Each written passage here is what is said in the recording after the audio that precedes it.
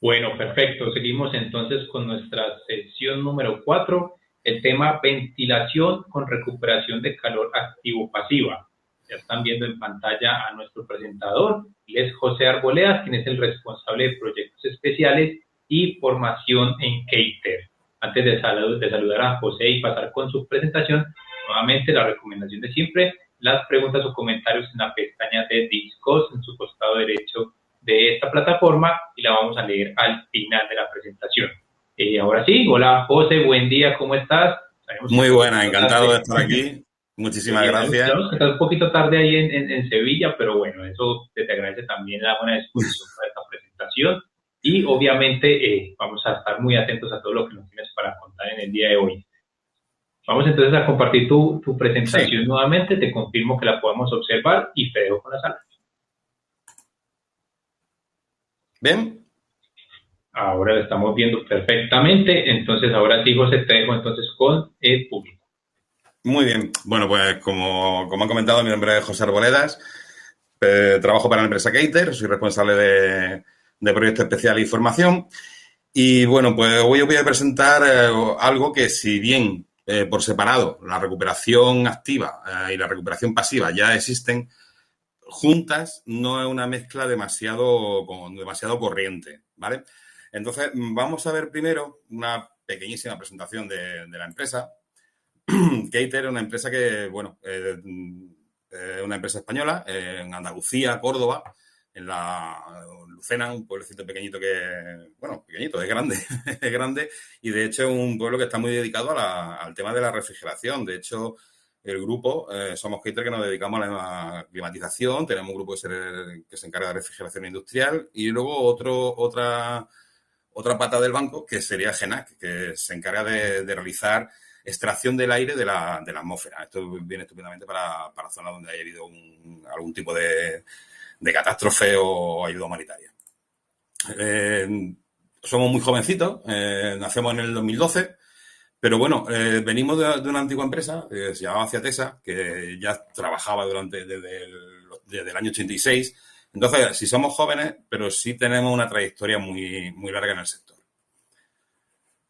Un segundito. Bien. ¿Por qué estamos haciendo todo esto? Bueno, los estándares de ventilación que tenemos son amplísimos. Vosotros he estado comentando con otros compañeros y parece que no tenéis no tenéis nada, en cada uno de los países no tenéis nada consolidado. Pero sí que tenéis muchos sitios donde mirar cuáles son los estándares de ventilación que se están usando. Sé que miráis mucho ASRAE. También sé que de vez en cuando cogéis normativa española, que el RITE, que de hecho hace poco se ha modificado, os invito a que lo veáis, porque ha sido una primera modificación, luego vendrá otra modificación mucho más técnica, pero al fin y al cabo tenemos muchas herramientas donde poder ver cuáles son los estándares o cuáles son las necesidades de ventilación que necesita cada una de las salas, porque al final cuando tienes un edificio, cada una de las salas tiene sus necesidades diferenciadas. Entonces, todos estos estándares sabemos que existen y la pregunta es ¿por qué no se aplican? Porque sabemos que porque aquí en España hay una carencia de edificios ventilados muy alta. Entiendo que no es una cosa solamente que ocurra en España, sino que ocurrirá en más sitios. ¿Cuál es realmente el problema? Bueno, pues el problema a lo mejor no es la instalación del equipo, porque el equipo sí son equipos caros, todo lo que es a ventilar es caro, pero lo que realmente es caro es el consumo energético que tiene. Hacer que ese aire que entra del exterior, ya no solamente en malas condiciones, porque eso se filtra y al final el gasto en ventilación, en el ventilador, es alto, pero no es demasiado alto. El problema luego es climatizarlo, inyectarlo dentro de la sala para que el confort térmico sea necesario. Por esto, en Keiter hemos pensado que la evolución que va a tener la ventilación va a depender de 3 puntos fundamentales.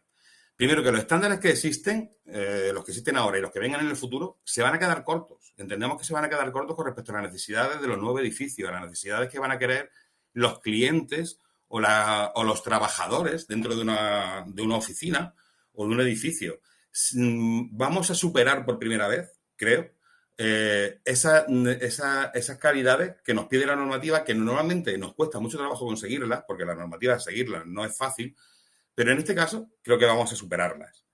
También debe de ser energéticamente correcto. No debemos hacer que el edificio, porque tenga una ventilación adecuada o una ventilación mayor a la que tiene ahora, deba de tener un consumo energético muy alto. Ahora mismo tenemos un problema energético, con lo cual simplemente ventilar, haciendo que los equipos consuman en exceso para realizar ese trasvase de aire y esa climatización de ese aire exterior, no deben de hacer que el edificio esté sobrecargado. Y aparte, que es la tercera pata y en donde más nos hemos centrado, es que sea compatible con las instalaciones existentes. Si un edificio que no cumple con normativa o que ahora mismo no está correctamente ventilado, tenemos que volver a ventilarlo, o sea, tenemos que volver a climatizarlo con la ventilación adecuada, como hemos dicho en la primera parte, sería destrozar el edificio completamente. Los conductos no valdrían, la potencia de las enfriadoras no sería adecuada, la potencia de las climatizadoras no sería tampoco la necesaria, ni en potencia ni en caudal, con lo cual no es la misión. La misión no es hacer un edificio nuevo. La misión es lo que estamos comentando aquí, rehabilitaciones con impacto cero. Impacto cero es imposible. Siempre que se instala un equipo, al final siempre hay un falso techo, un conducto que hay que instalar, pero sí minimizarlas tanto para que el edificio quede con la instalación existente de climatización y la nueva ventilación, que crecerá obviamente, no afecte a este edificio y que, por supuesto, el impacto que realiza en el consumo del edificio no sea elevado. Si ahora conseguimos una ventilación correcta, pero subimos el consumo un 25%, algo estamos haciendo mal, ¿vale? ¿Por qué he dicho antes que las necesidades de ventilación superarán a los estándares actuales? Porque cada vez nos estamos dando cuenta que en el aire hay más cosas. Antes, toda la normativa, toda la reglamentación que tenemos y que aplicamos, o en la cual miramos a la hora de diseñar, se ha basado sobre todo en la concentración de CO2, o sea, en la actividad metabólica de las personas que están dentro de cada una de las salas. Pero no hemos dado cuenta de que hay más cosas. Vemos que tenemos agentes químicos, que son productos derivados de la combustión. Tenemos compuestos orgánicos volátiles, los COPs. Tenemos plaguicidas que se dispersan en los campos y con el aire se mueven. Tenemos radón. Siempre que tengáis un suelo granítico, donde haya granítico, las emanaciones de radón existe. Aquí en España es el segundo factor de cáncer de pulmón. Primero, por supuesto, el tabaco, pero el radón es la segunda causa de cáncer de pulmón en España. Y igual que en España, también en vuestra zona. O sea, el radón ya es un factor que antes no se tenía en cuenta, pero que ahora sí se tiene en cuenta. Partículas y fibra en suspensión. Todo lo que tenemos en el aire viene de toda tela, moquetas. Todo eso al final va soltando fibras que son respiradas por nosotros. Tenemos agentes biológicos, que no vamos a contar en esta fecha. Y luego, por ejemplo, tenemos agentes físicos, tenemos las condiciones termohigrométricas que debemos de conservarlas, lo que hemos comentado, tenemos que emplear potencia para climatizar ese aire de ventilación exterior. Y luego otros factores que, aparte de la calidad del aire interior, también afectan en la calidad del ambiente interior, que sería, por ejemplo, iluminación, ruido y vibraciones. Iluminación no nos afecta a nosotros, pero sí el ruido y las vibraciones. Si tenemos estos conductos que hemos comentado antes, que se quedan pequeños, al meter los nuevos caudales de ventilación, provocarán ruidos, provocarán vibraciones, harán que el edificio no sea cómodo para usarlo, para vivir, para trabajar. Serán edificios enfermos, lo que se suele llamar un edificio enfermo. Uno de los ejemplos que doy en los cursos que he dado, pues se me ocurrió una vez ver cómo habría que actuar contra todas esas emanaciones que tenemos dentro del edificio. Por supuesto, para esto, todo el rato estamos hablando del método de dilución. Siempre que metemos aire exterior que sea más limpio que el interior, haremos que el interior se purifique o se limpie. Como he comentado, toda la reglamentación y toda la normativa se basa en el aspecto metabólico de las personas, en el CO2. Pero ¿qué ocurre con el resto de todo lo que nos acompaña dentro de una sala? Y hice el caso de una mesa de tablero aglomerado. Una mesa de tablero aglomerado que simplemente tenía unas dimensiones de 2 metros y que, pues viendo estudios que se habían realizado, vimos las emisiones totales que realizaba de formaldehído. Si aplicamos el método de dilución a esta mesa, para 2 metros cuadrados, obtenemos que solo para esa mesa hay que meter 4,81 metros cúbicos hora. ¿Qué quiere decir esto? Que los estándares ya están subiendo. Si para una persona hay que meter X metros cúbicos hora, ahora habrá que ver cuántos metros cuadrados de tablero aglomerado, imaginaros en cualquiera de las oficinas donde se trabaja, cuántos metros cuadrados de tablero aglomerado hay y qué caudal extra habrá que meter para limpiar ese formaldehído. Y luego, que cuando quitemos ese formaldehído, cogeremos otro COP, otro compuesto orgánico volátil. Y podemos seguir eternamente, porque todos los productos de limpieza, fotocopiadoras emiten ozono, todo lo que nos rodea, las pinturas, todo lo que nos rodea emite. Y si emite, al final lo respiramos. Con lo cual, tenemos que meter una tasa de ventilación que sea capaz de limpiar todas esas emanaciones. ¿Qué ocurre si no lo hacemos? Pues que al final nos encontramos con las enfermedades relacionadas con el edificio, lo que se llama los ERES. Estas enfermedades se clasifican en dos grupos. El grupo 1 serían personas con enfermedades conocidas que sufren un empeoramiento clínico, o sea, personas que ya tienen esa dolencia y cuando entran al edificio, directamente cuando entran, se encuentran peor, ¿vale? Se encuentran peor, ¿por qué? Porque ese aire que están respirando hace que su dolencia se amplifique instantáneamente. Y luego el grupo 2, que serían enfermedades específicas producidas por causas identificables. En el grupo 1 a lo mejor no sabemos ni cuál nos está causando, pero en el grupo 2 sí. Por ejemplo, hace poco se quitó todo lo que eran techos de uralita, se quitaron. ¿Por qué? Porque se sabía que estaban emitiendo. Bueno, pues poco a poco se van descubriendo cada vez mayores COPs o mayores partículas que hay en el aire que nos van afectando. Se van identificando poco a poco. Por eso digo que al final esa parte médica irá más rápido que la parte normativa. Entonces, si seguimos en la parte normativa, nos quedaremos obsoletos, con ventilaciones cortas, y si seguimos la parte médica y seguimos todos esos nuevos compuestos que se van descubriendo, veremos que rápidamente nuestra tasa de ventilación subirá. Bien, ¿cuáles son las estrategias de ventilación que proponemos? Bien, vamos a tomar un ejemplo, un caso muy típico, una cafetería, donde, bueno, por ocupaciones, pues al final el caudal de ventilación necesario es de 1000 metros cúbicos hora. Y vamos a hacer todas las suposiciones que hay para ver cuál sería la estrategia más adecuada para ventilar esta cafetería. Fijaros que esto puede ser una cafetería ya existente, que tiene su sistema de climatización y que ahora mismo funciona bien. Las condiciones termodinámicas son correctas, pero no hemos dado cuenta que las ventilaciones no son correctas. Con lo cual, podemos ver este ejemplo en dos vertientes. Como proyecto nuevo o como instalación ya existente que vamos a adaptar o a normativa o a la nueva exigencia. Una de las soluciones existentes, la primera que se nos ocurre, es inyectar aire climatizado, coger aire de la calle, un aire de la calle, pues en condiciones, por ejemplo, 35 grados centígrados o 95 Fahrenheit, con un 40% de humedad, hacerlo pasar por una climatizadora e inyectarlo ya climatizado. Porque si lo metemos directamente de la calle con un ventilador, lo único que vamos a conseguir es un disconfort térmico muy alto. Si metemos 1000 metros cúbicos de la calle a esos 35 grados, el sistema de climatización se cae. No está pensado, si es existente, no está pensado para soportar esa nueva carga térmica. Con lo cual, al final conseguiríamos un local ventilado, pero con un disconfort muy alto. Si os fijáis, para hacer que un aire exterior a 35 grados centígrados con un 40% de humedad relativa se inyecte en unas condiciones climatizadas de 16 grados con un 25% de humedad relativa, porque lo hacemos pasar por una batería de evaporación, todo esto se puede revertir para la parte de calefacción. Pues obtendríamos una potencia frigorífica que nos hace falta para 1000 metros cúbicos de 9,35 kilovatios. Eso con una climatizadora o con un sistema de expansión directa normal, algo que tenga una eficiencia de 3,2, supone un consumo eléctrico de casi 3 kilovatios. Si en vez de ser en 1000 metros cúbicos estamos hablando de locales más grandes o locales más densos, porque no solamente se ve por superficie, de hecho no es un error hacerlo por superficie. ASRAE lo hace por superficie y por ocupación. Nosotros en España con el RITE, con el Reglamento de Instalaciones Térmicas, solamente lo hacemos con personas, que para mí es un error y creo que en esta segunda modificación que os he comentado se va a cambiar y vamos a tender a irnos con ASRAE, a ventilar tanto a las personas como a los espacios.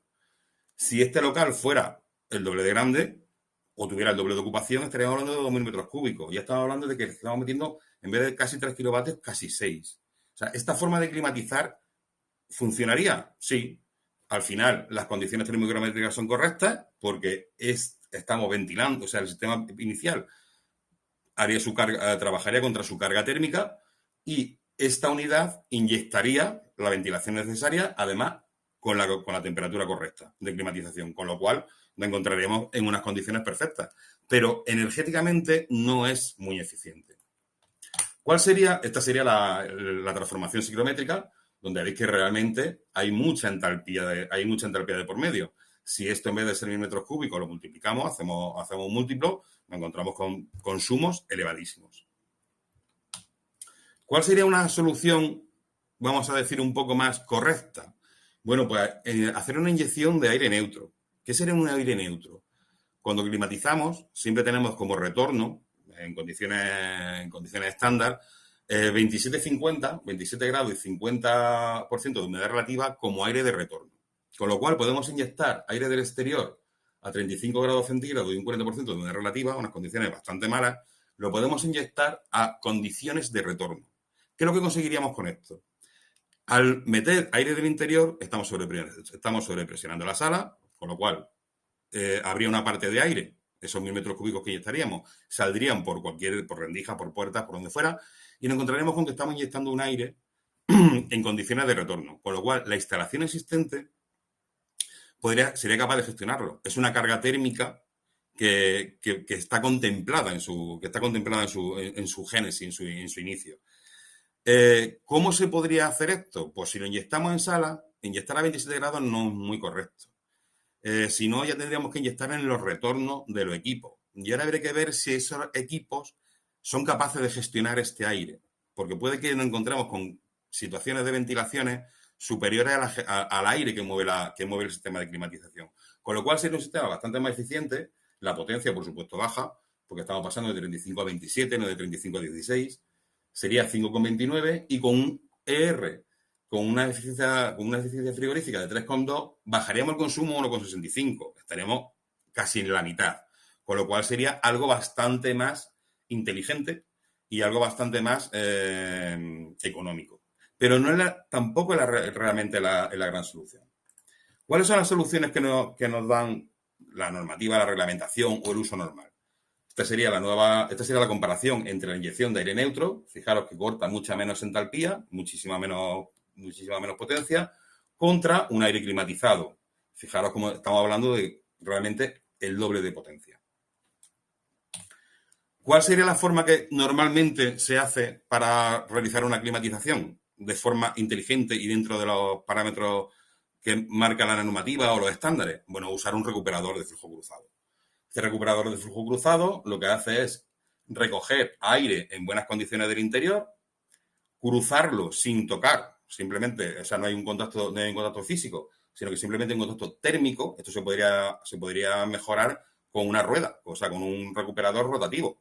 ¿Qué ocurre? Que los recuperadores rotativos son voluminosos, están pensados para rooftop, para UTAs, y esto dentro de nuestra cafetería, pues a lo mejor no encaja demasiado bien. Entonces, nos planteamos simplemente el caso de un recuperador de flujo cruzado, donde hemos dicho que recoge aire del interior en muy buenas condiciones, lo cruza con el aire del exterior en muy malas condiciones y obtenemos un aire que se inyecta un poco más alto que el aire de retorno. Todo esto suponiendo que este recuperador tenga un 73% de rendimiento térmico. ¿Por qué un 73%? La normativa que yo uso, antiguamente, en función del caudal y la hora de funcionamiento, te decía cuál era el rendimiento del intercambiador. Era lógico. Si un intercambiador va a trabajar con poco caudal y durante poco tiempo, si no es demasiado eficiente, bueno, tampoco es demasiado grave. Pero cuando un recuperador está trabajando con mucho caudal y mucho tiempo, si no tiene una eficiencia alta, realmente no está haciendo ningún trabajo. Porque lo que recupera por un lado lo está gastando en ventiladores. Entonces, las nuevas directrices, los nuevos reglamentos de ecodiseño que nos imponen a los fabricantes para sacar productos al mercado hacen que todos nuestros productos sean muy eficientes y con consumos muy bajos. De hecho, por eso usamos ventiladores C, todo lo que hacemos ahora es de carácter inverter, no tener ya los compresores todo nada, donde no se ajustan a la curva de la demanda del edificio no se siguen usando, pero ya no son el estándar, sino que el estándar es gastar lo mínimo para conseguir lo que queremos dentro del edificio. Entonces, nos obligan a tener ya recuperadores del 73%. Un 73% de eficiencia es eso, que coge un aire a 27 grados y coge un aire a 35 grados y cruzándolo con un aire a 27 consigue un aire a 29,2. O sea, realmente pierde 2,2 grados. O sea, una recuperación muy alta. Estas calidades son casi de Passive House. No llegan a ser Passive House. O sea, calidades muy altas, pero un 73% ya es un recuperador muy potente. Entonces, con esto, ¿qué podríamos hacer? Inyectar esos 1000 metros cúbicos de aire exterior en unas condiciones un poquito peores que las de retorno. Sería como el caso anterior, pero no llega a ser lo mismo. Este recuperador, si lo inyectamos directamente y esos 29 grados lo inyectamos en sala, va a crear un disconfort. Y de hecho, va a crear una nueva carga térmica que va a hacer que el sistema de climatización existente se venga abajo. ¿Por qué? Porque no está preparado para esa nueva carga térmica. Y además son cargas térmicas bastante altas. Este sería el recuperador de flujo cruzado. Tendríamos el aire que se extrae y el aire que se inyecta. ¿Vale? Este aire a 35 grados lo cruzamos con este aire a 27 y al final obtenemos un aire de salida que se expulsa a 32,8 grados centígrados y un aire que se inyecta a 29. ¿Qué habría que hacer luego? Transformarlo en un aire climatizado. Y eso es labor de esa instalación existente. Con lo cual nos encontramos que esa instalación debe de trabajar mucho más. ¿Cómo podemos evitar todo esto en una solución existente o en un nuevo proyecto? Si es una solución existente, lo que tenemos que hacer es que ese aire que entre sea un aire que esté ya climatizado o casi climatizado y que además sea baja su obtención. Si es un edificio nuevo, también deberíamos de pensar en ese caso, pero en ese caso, cuando pensamos en un edificio nuevo, siempre pensamos en las UTAs, en la unidad de tratamiento de aire o en rooftop, o en equipos rooftop, que ya asumen esa potencia dentro de su circuito frigorífico para conseguir, con entradas de aire exterior y mezclas con retorno, que la batería climatice toda esa mezcla, o que pase por el recuperador, o mil formas. Nosotros lo que hemos hecho es dar un paso más. Como he comentado al principio, hemos visto que realmente estos equipos, que las soluciones de ventilación se instalan, o lo normal es que se instalen, pero la reticencia no es por esa instalación, sino la reticencia es a su mantenimiento, tanto mantenimiento de instalación, como su mantenimiento por consumo energético. ¿Qué es lo que hicimos en su momento? Pues bueno, sacamos esa primera parte del nombre de la charla, que es la recuperación activa. En la recuperación activa, en nuestra gama Versia, lo que hicimos fue una especie de recuperador, pero que no era un recuperador de flujo cruzado, sino que lo que hacíamos era una recuperación frigorífica. Como vimos que los aires que hay dentro de la sala son aires de muy buena calidad, hablamos de aire de buena calidad comparado con el exterior. Lo que hicimos fue que esos aires de retorno lo hicimos pasar por la condensadora y luego lo expulsábamos fuera. Con lo cual, este equipo, que si habéis fijado, no tiene recuperador, no tiene nada, sino que coge aire de retorno y lo expulsa, y coge aire del exterior y lo inyecta. ¿Qué es lo que hacemos? Que la condensación, hacemos que esta máquina condense muy bien. ¿Por qué? Porque no se está enfrentando contra esos 35 grados exteriores como cualquier equipo normal se enfrenta, sino que se está enfrentando con unos aires en condensación de 27 grados centígrados. Esta máquina funciona muy bien. Condensa estupendamente. Y en la evaporadora sí que nos encontramos con que se enfrenta contra esos 35 grados. Pero al final todo el ciclo frigorífico consigue que para mover esos 1000 metros cúbicos la potencia frigorífica sea 6,45. ¿Cuál es la virtud? Que tiene una eficiencia muy alta, 4,4. Con lo cual el consumo es 1,47. Si os habéis fijado, hemos pasado de casi 6 a casi 3 y ahora andamos ya por 1,47. Cada vez que aplicamos algún concepto nuevo, nos encontramos con que sí, es cierto que la potencia frigorífica más o menos se mantiene. Depende si estamos inyectando aire climatizado o aire neutro. Pero al final las forma de trabajar con esos aires existentes dentro de la sala y que, como he repetido, entálpicamente son muy correctos, hacen que las eficiencias del equipo sean muy altas, vayan creciendo, con lo cual los consumos bajan. Este equipo se puede instalar directamente en algo existente. ¿Por qué? Es un equipo monobloque. Lo único que hay que hacer es, como toda ventilación, tomar una rejilla al exterior para admitir aire y otra rejilla al exterior para extraer el aire. Y se acabó. O sea, solamente habría que colocarlo, una red de conductos puede ser mayor o menor, y estaríamos inyectando aire casi climatizado en muy buenas condiciones para realizar la climatización y que no interfiere para nada con el sistema existente. El sistema existente no se entera de que ahora mismo estamos colocando un equipo Versia de la marca Keiter que está inyectando un aire de ventilación en unas condiciones excelentes. Tenemos un casi impacto cero. Solamente hay que buscar el sitio donde colocarlo, una acometida eléctrica que además vemos que es baja, no estamos consumiendo demasiado, y simplemente ponerlo a funcionar. Esto sería casi un impacto cero. ¿Solo valdría para instalaciones existentes? No. Esto se puede meter en cualquier tipo de proyecto. Imaginaros que tenéis una sala donde una planta de oficina donde hay mucho despacho y hay una sala de juntas que tiene que tener por su uso, por su ocupación, tiene una ventilación especial.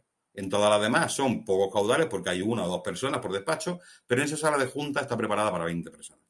Entonces, tenés que preparar toda la climatización, todo un sistema de climatización que esté preparado para esos 20 despachos y puntualmente para que la sala de juntas esté ocupada. Te puedes encontrar con una instalación muy sobredimensionada. Con lo cual, tú puedes plantear una instalación de climatización para toda la sala, para todos los despachos y la sala, y cederle o delegar la ventilación a uno de estos equipos. Cuando se tenga que usar, se activa este equipo y la instalación existente no se entera, sigue funcionando normalmente. Con lo cual evitamos tener equipos sobredimensionados que pueden trabajar con consumos elevados cuando realmente no son necesarios. Bien, esta es la primera parte, que es la recuperación activa. ¿Qué es lo que dijimos? Bueno, pues ¿por qué no hacemos una cosa? Cogemos la activa y le metemos la pasiva. Porque esto realmente es un intercambiador de flujo cruzado, es un intercambiador pasivo. No está haciendo nada, solamente mueve aire y en ese intercambiador de placas es donde se realiza la transmisión térmica. Pues si mezclamos, o sea, si hacemos el mix de un recuperador de flujo cruzado con este equipo Versia, obtenemos esto. Esto es lo que llamamos nosotros un equipo Versia RAP, recuperación activo-pasiva. ¿Qué es lo que está haciendo realmente? Ese mix lo que hace es coger aire del exterior, cruzarlo con los retornos, ya no entra tan agresivo a esos 35 grados, sino que lo encontramos con que entra en batería a 29,2 grados y lo pasamos por la batería de evaporación. Estamos hablando en modo frío. Al pasarlo por aquí, lo podemos inyectar dentro de sala, aquí hay un error, lo podemos inyectar dentro de sala a 18,8 grados centígrados, o sea, esa casi climatización. Y con lo que hacemos con los aires de retorno es extraerlos y pasarlos también por ese flujo cruzado por la condensadora. Lo mandamos al exterior y sin ningún problema. ¿Cuál es la virtud de este equipo?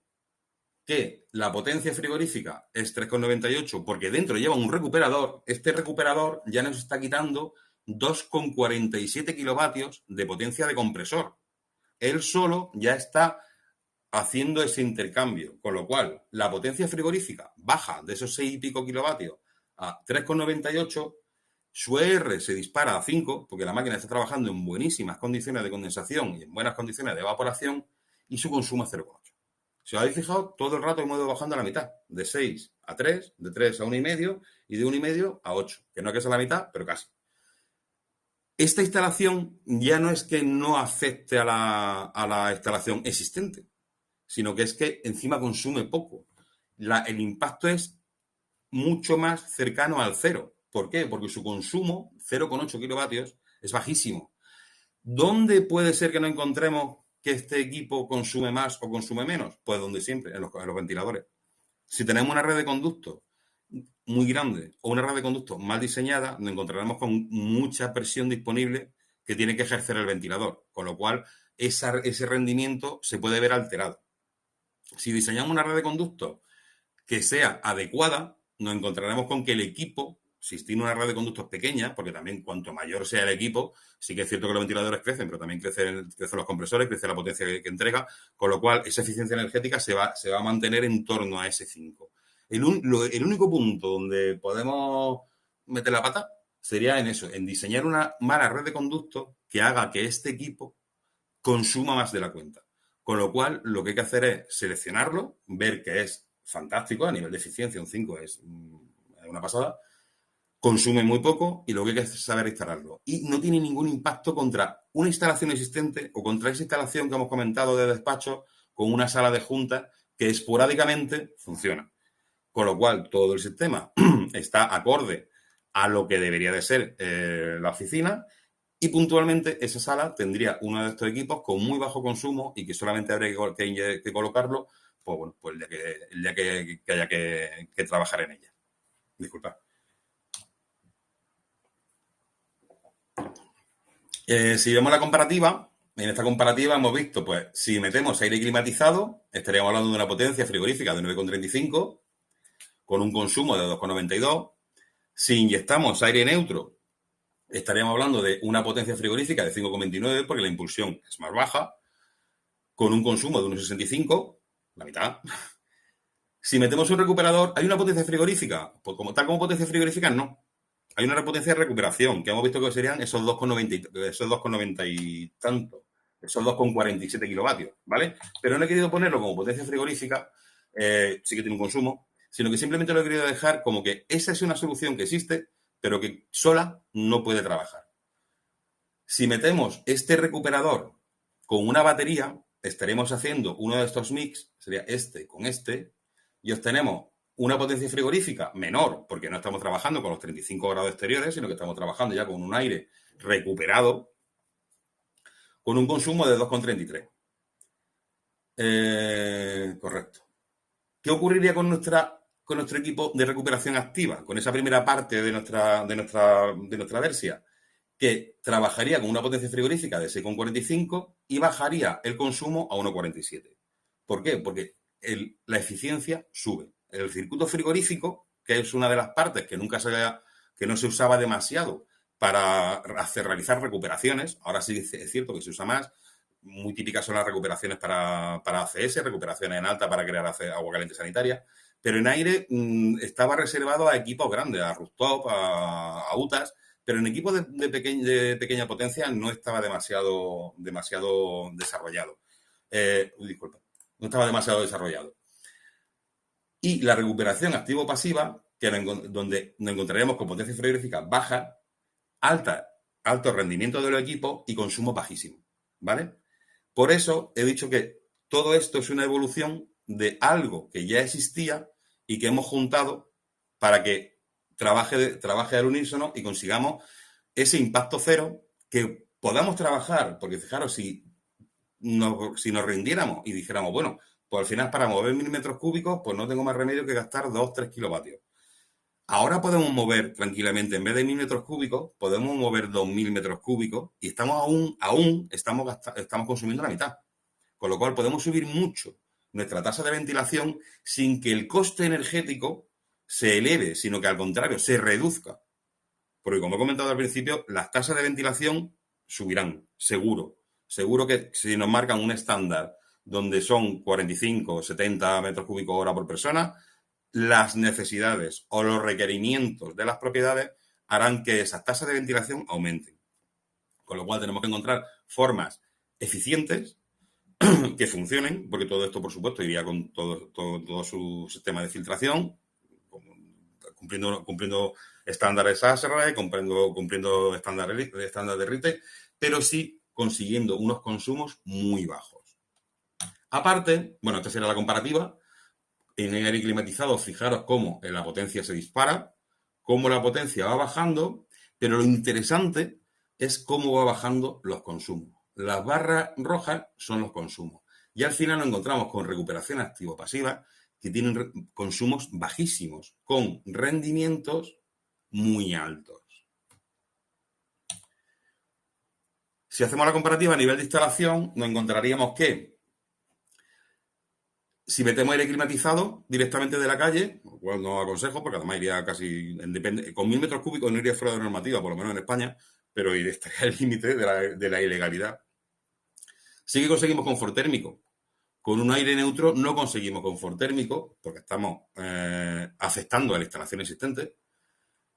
Con aire recuperado tampoco. Y con estas soluciones de recuperador con una batería, o la solución de recuperación activa o la solución activo-pasiva, sí conseguiríamos el confort térmico. ¿Que sean independientes del sistema existente? Pues en este caso sí, trabaja sola. En estos dos casos no, porque esto afecta al sistema existente y esto también afecta al sistema existente. En estos casos sí, trabajan de forma independiente, ¿vale?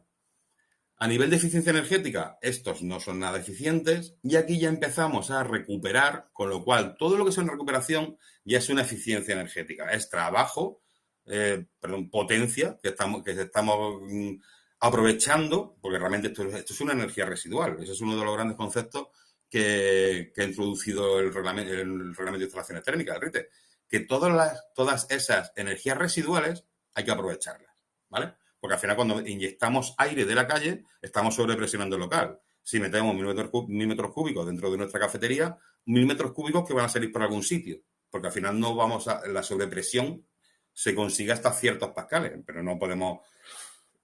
Esa sobrepresión no puede subir. Entonces, al final tenemos un aire que se expulsa, por lo que hacemos es cogerlo y esa energía residual que tiene ese aire, aprovecharlo para climatizar de nuevo el local. Que se cierre el círculo. Como solución monobloque, pues ni esta ni esta son soluciones monobloque, porque al final si tenemos batería, en algún lado tenemos condensadora, la unidad exterior existe en algún sitio. Esta sí sería una solución monobloque, aquí tampoco sería una solución monobloque, porque tendríamos, para esta evaporadora, tendríamos alguna condensadora en algún sitio, y estas sí son soluciones monobloque. Esto sí que simplemente con tener un falso techo y una pared donde se puedan hacer dos catas, donde se puedan abrir dos rejillas, está colocado. Está colocado. Es la red de conducto tan fácil o tan compleja como la necesidad como sea necesario, pero al final se instala.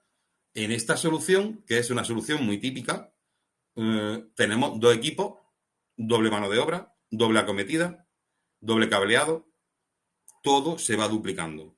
Estas soluciones son mucho más eficientes y aparte lo único que precisan es de una instalación, una acometida, un cableado. Son soluciones mucho más simples. Y como impacto cero, efectivamente, todas estas dos son las únicas que realizan un impacto cero. Todas las demás están afectando de alguna forma, y hemos visto que es mucho, al consumo del edificio. Todas tienen potencia frigorífica alta. Esta la tiene baja, pero esta ya, vamos, de hecho hemos visto que baja a la mitad. Esta sería la más óptima. Sería la que realiza menos impacto contra la instalación existente y que puede trabajar casi que de forma autónoma. Esta sería nuestra gama Versia, la Versia RAP, recuperación activo-pasiva. Tenemos caudales hasta los 7.000 metros cúbicos hora. Dice, bueno, 7.000 metros cúbicos hora es mucho, es poco. Bueno, pues según la normativa RITE, en un local terciario serían 243 personas. En un local común para hoteles o una sala de conferencias serían 155 personas. 7.000 metros cúbicos dan para bastante. ¿Qué estaríamos hablando? De consumos muy bajos, instalaciones, como hemos dicho, monobloque, muy fáciles de instalar y que valen tanto para una rehabilitación o como para una nueva instalación.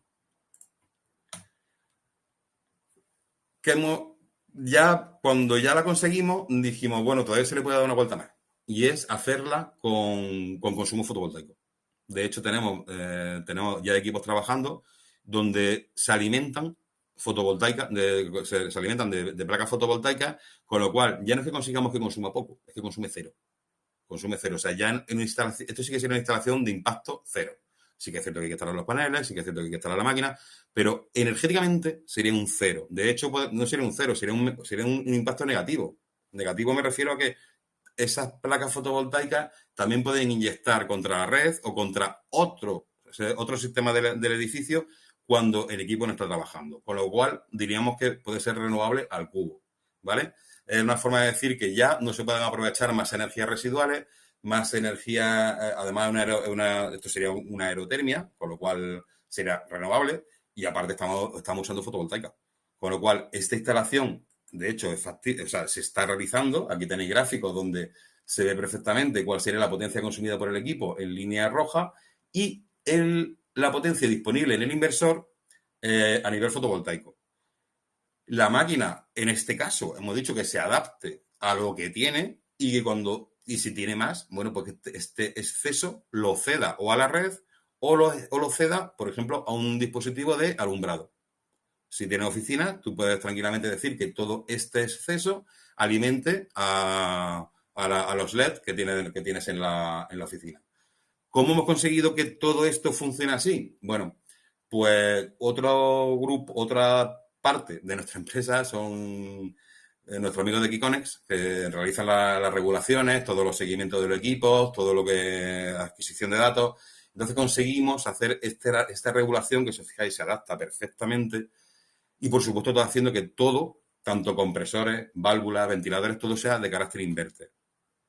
Aquí no hay ningún vatio que sea un escape. Todos los vatios son usados. Como he comentado, esa fotovoltaica puede trabajar en modo isla, lo que hay es lo que hay. Puede trabajar cediendo a la red, en el caso de que tenga picos de generación de fotovoltaica, o puede trabajar cuando no tenga suficiente, un día nublado, sobre todo un día nublado. Si le hace falta un aporte de la red, bueno, pues si el 80% lo damos por fotovoltaica y ese 20% lo damos por consumo de red, seguro que esto se ve balanceado por esto. Seguro que nosotros vamos a generar más durante un año de lo que nuestra máquina nos va a pedir en ese punto de consumo. Y básicamente esto es lo que os quería comentar. Sacar la conclusión. Bueno, aquí tenéis mis datos. Este será mi correo electrónico, por si queréis mandarme algún correo, alguna consulta. Ahora también vamos a pasar a las consultas. Pero quiero que os quedéis con la idea fundamental. Hay que ventilar mucho, pero no a cualquier coste. Hay que ventilar con cabeza, no diciendo simplemente meto compresores, sino que hay que hacer que esas energías residuales sean aprovechadas y revertidas dentro de la instalación para que el edificio no se convierta en un gran consumidor, sino que sea un edificio inteligente, que funcione correctamente. Muchísimas gracias por la atención prestada y si tenéis alguna pregunta, encantado. Muchas gracias, José, por la presentación. Excelente todo lo que pudimos conocer, este análisis sobre el tema de ventilación, esa última recomendación que también la mencionaste en el panel. Obviamente es un tema ya que estamos casi que obligados a convivir con ellos y a implementar. Además, es muy preocupante porque se puede convertir en un consumo que puede bloquear. Si empezamos a ventilar, pueden subir los consumos de las instalaciones de climatización en un 20 o un 30%, y eso es grave. Así es. Bueno, les invito a las personas que participaron en esta conferencia. Tenemos una muy buena cantidad de público acá que en este momento ya pueden formular sus preguntas, consultas, comentarios sobre la presentación. De igual forma, si quieren hablar también de forma más personal con José, pues ahí lo van a encontrar en su booth, en el booth de Cater, que está dentro de esta plataforma, y de todas maneras también pueden visitar el booth. Ahí tienen algunos archivos, ¿cierto, José? ¿Y lograste subir algunos archivos? Bueno, al final no, porque pesaba más de la cuenta, pero de todas formas, si alguien quiere un catálogo, por ejemplo, si alguien quiere el reglamento de instalaciones térmicas porque le quiere echar un ojo, tenemos un reglamento consolidado donde no ves solamente cuáles son las modificaciones, sino que tienes un texto completo.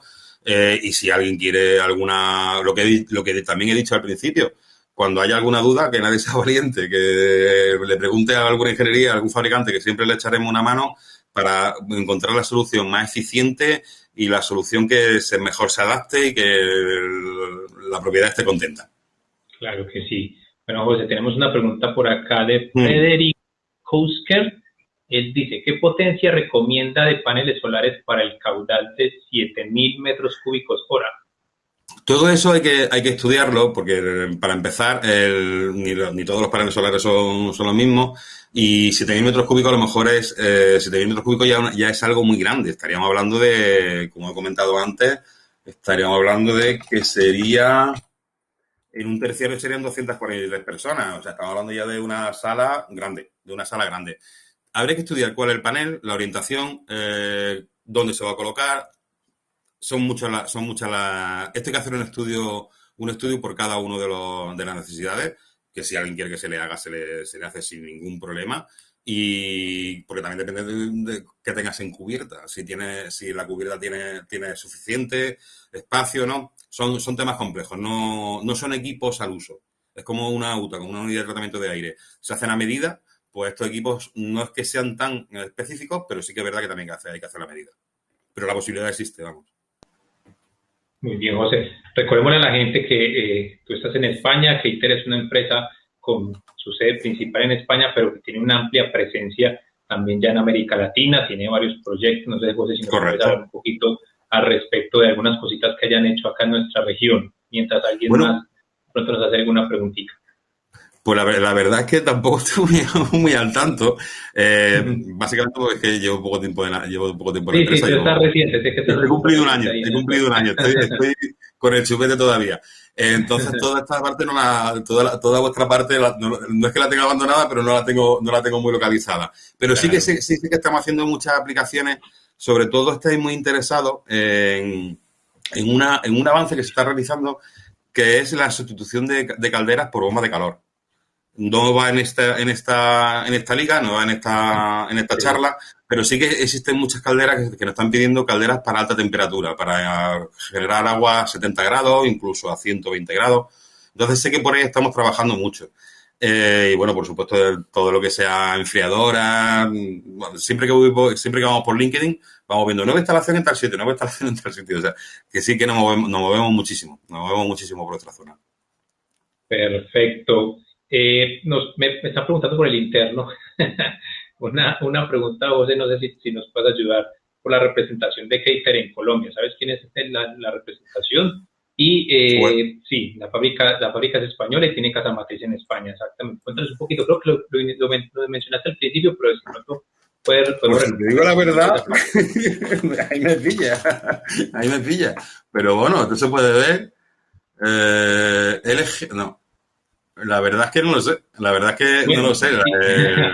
Tiene que venir un compañero mío que es quien se encarga de toda vuestra zona, pero ha tenido un problema con su hija y no ha podido asistir.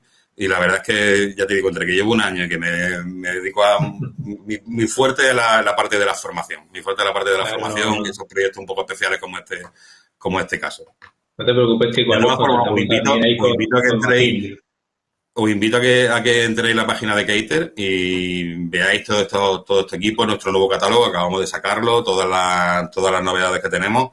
Y ya os digo, para cualquier tipo de aclaración, cualquier pregunta, incluso si queréis una formación, una charla, tenéis mi correo, luego lo ponéis. Claro que sí, por favor. Aquí lo tenéis. Y sin ningún tipo de problema. Sí, recuerden que pueden aprovechar la presencia de José, porque José está especializado en el tema de formación. Entonces obviamente esa capacidad que tiene de formar profesionales, de ser mucho más académico y más didáctico, pues pueden aprovechar eso. Entonces, por acá me dicen que te van a escribir, José, en el interno. También tengo gente que vale. te van a contactar por ahí para conocer un poquito más del tipo de los equipos que mencionaste acá en la charla. No veo más preguntas. De todas maneras, entonces nuevamente insistir a la gente que visite el booth de Keiter a partir de este momento y hasta las 3 de la tarde tenemos una segunda ronda de booths. Entonces todos nuestros públicos, las personas que nos están viendo en este momento, les vamos a invitar y a recomendar que visiten nuevamente los booths de nuestros patrocinadores. Obviamente, Keiter es uno de ellos, tiene su booth, ahí está José pendiente de atenderlos y nosotros vamos a volver entonces para la sesión número 5 a las 3 de la tarde, es decir, en 25 minutos. No se muevan, el último tema está igual de interesante que todos los que hemos presentado en el día de hoy, Entonces, para que estén pendientes. José, muchísimas gracias por toda tu colaboración, tanto en la presentación como en el panel. José también, les recuerdo, tiene un artículo relacionado con todo lo que acabamos de ver en ACR, la última edición, que ya la pueden descargar directamente en www.acrlatinoamerica.com. Entonces, también para que lean el artículo de José, que está muy, muy interesante y muy actual a las necesidades de este momento. Muchísimas gracias nuevamente, José. A vosotros siempre. Un saludo. Gracias. Recuerden entonces nuestra audiencia, la sesión número 5 en 25 minutos hasta las 3 de la tarde, el tema ventilación para el regreso a escuelas y oficinas. No se pierdan esta conferencia que va a estar muy, muy interesante también en espacios que necesitan de muy buena ventilación. Muchas gracias a todos, nos vemos en un ratito. Hasta luego. Gracias.